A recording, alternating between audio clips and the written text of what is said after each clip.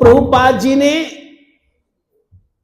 एक ऐसे टाइम पर स्रोत वाणी का प्रचार किया, महाप्रभु की शुद्ध भक्ति वाणी का प्रचार किया, जिसके बारे में हमारे पूज्यपाद प्रटक महाराज जी ने कहा तब पूरे देश में उथल पुथल चल रही है। पूरे देश में स्वतंत्रता आंदोलन चल रहे हैं। एक ऐसे समय में प्रचार करना कोई हंसी खेल नहीं है। जिस समय देश हमारे भारतीयों के हाथ में नहीं, अंग्रेजों के हाथ में, उन अंग्रेजों के हाथ में जो कि हमारी संस्कृति को नष्ट करना चाहते, जिन्होंने हमारे सारे गुरुकुल पर इतने टैक्स लगाए कि गुरुकुल सब बंद करने पड़ गए।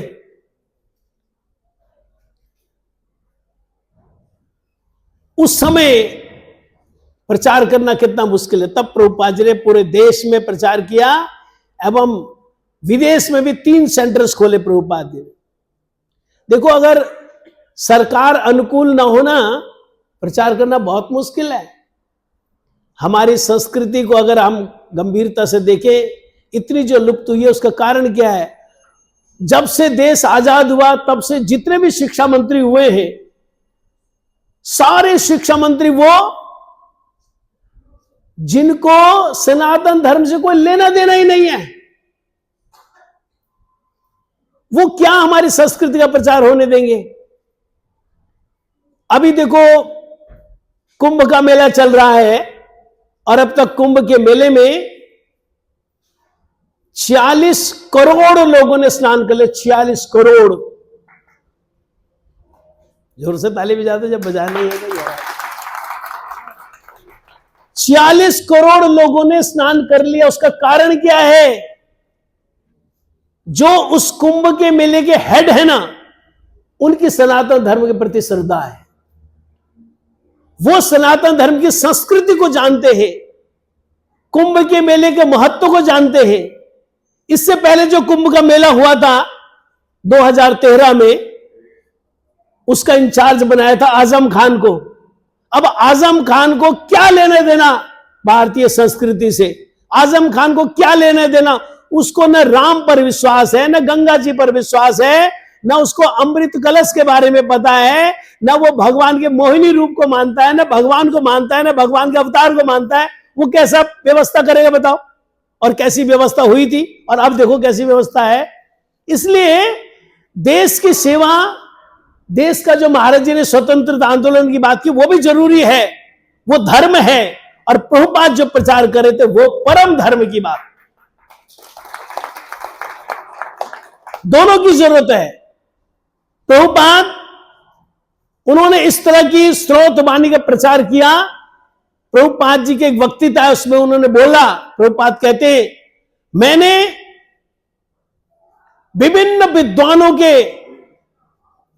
व्याख्याओं को पढ़ा है, विभिन्न विद्वानों की भागवत की व्याख्याओं को सुना है।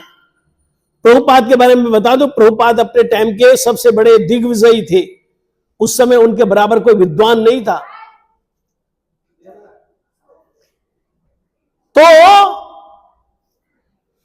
प्रभुपाद कहते हैं, मैंने बहुत से विद्वानों की भागवत व्याख्याओं को पढ़ा है, मैंने बहुत से विद्वानों की भागवत की व्याख्याओं को सुना है।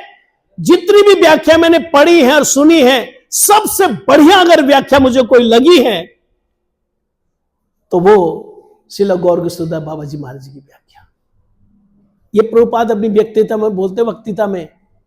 कौन गौर किशोरदास बाबा जी महाराज? जिनके हृदय में पूरी कृष्ण लीला भागवत पूरी प्रकाशित है, बाहरी दृष्टि से वो अपना नाम भी लिखना नहीं जानते। यह है स्रोतवाणी का प्रचार। उस समय के प्रसिद्ध थे मदन मोहन मालवीय जी।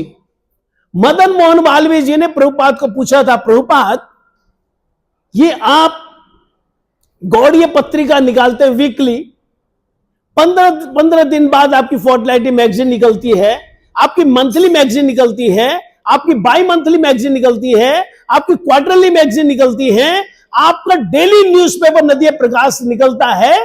इतना मटेरियल लाते कहां से आप? इतनी मैगजीन। अब महाराज जी ने एक मैगजीन छापी जिसका उद्बोधन कल है, महाराज जी के पसीने निकल गए उसको बनाते बनाते। तो प्रभुपाद मंथली मैगजीन निकाल रहे हैं, बाई मंथली मैगजीन निकाल रहे हैं, हर दूसरे महीने क्वार्टरली मैगजीन निकाल रहे हैं, और विभिन्न भाषाओं में, हिंदी में भागवत पत्रिका नैमिषारण्य से, उड़िया में उड़िया लैंग्वेज की पत्रिका कटक से,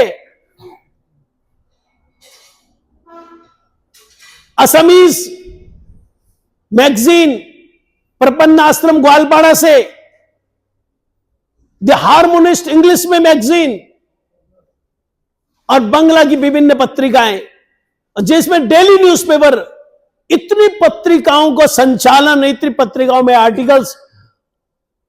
महामना मदन मोहन मालवीय हैरान हो गए, उन्होंने पूछा प्रभुपाद को, प्रभुपाद इन सब मैगजीनों के लिए मटेरियल कहां से आते, आर्टिकल्स कहां से आते, कितना कैसे लिखते हो आप ये?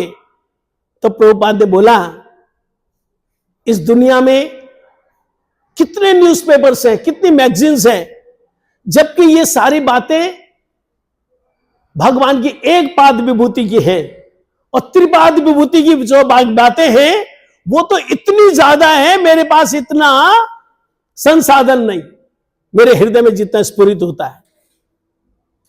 यह है श्रोत वाणी को प्रकाशित करना। हमारे गोपीनाथ गौड़ीय मठ के जो संस्थापक परम पूज्यपाद त्रिदंडी स्वामी से भक्ति प्रमोदपुरी गोस्वामी महाराज जी, वो कहते थे,